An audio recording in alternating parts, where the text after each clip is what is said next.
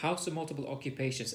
Every investor that signs up to my mailing list, they always show preference for HMOs, ready-made HMOs, or buy, refurbish, refinance into HMOs. And the reason being is because they generate sufficient cash flow in order for you to replace your job income. Okay, and that gives you a very healthy return on investment. So what is a HMO? Well, house of multiple occupation is where you rent out a property on a room by room basis, okay, opposed to renting the whole thing out to one family. You've got two types, a small HMO and a large HMO. So a small HMO is where there's going to be 3 or more people that are unrelated to each other, sharing common areas like a kitchen or a bathroom. Whereas a large HMO is where there's going to be 7 or more people that are unrelated to each other, sharing a kitchen and a bathroom.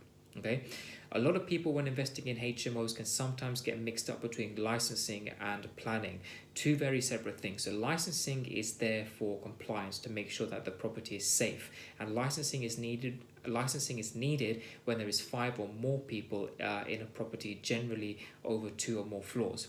Okay, and that's when a HMO officer will come out to the property and make sure that it's safe enough to use. Whereas planning permission is needed when there is Article 4 in an area.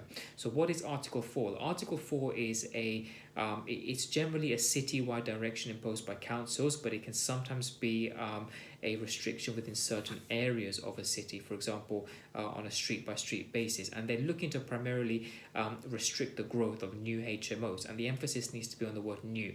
So if you buy a property in a Article 4 area that is already a HMO prior to Article 4 coming in, then as long as you've got proof, for example, ASTs or Certificate of Lawful Development, then you can continue using it as a HMO. But if you were to buy a C3 dwelling property, a family home, and then convert it into a C4 small HMO in an Article 4 area, you would need to get planning permission before you carry out the relevant works. Now, if you're looking to convert a existing HMO or a family house into a 7-bed HMO, then you would need planning irrespective of there being Article 4, because a 7-bedroom HMO is classed as sui generis in a class of its own. Now, HMOs also come with a lot of compliance. So, for example, room sizes. Rooms need to be 6.5 meters squared minimum, and now in some places where there's Article 4, it's 7.1 meters square. If your bedrooms are all 100 square meter or more, then you don't need to have a communal area, but you need to abide to the fire regulations. That's the most important thing. You need fire doors, fire alarms, fire extinguisher, and interlinked smoke alarms with a battery backed up system. So HMOs are a great way for increasing your cash flow. We're finding loads of them all around the country. If you're interested more in HMOs, then hit that link up there and get signed up to my mailing list.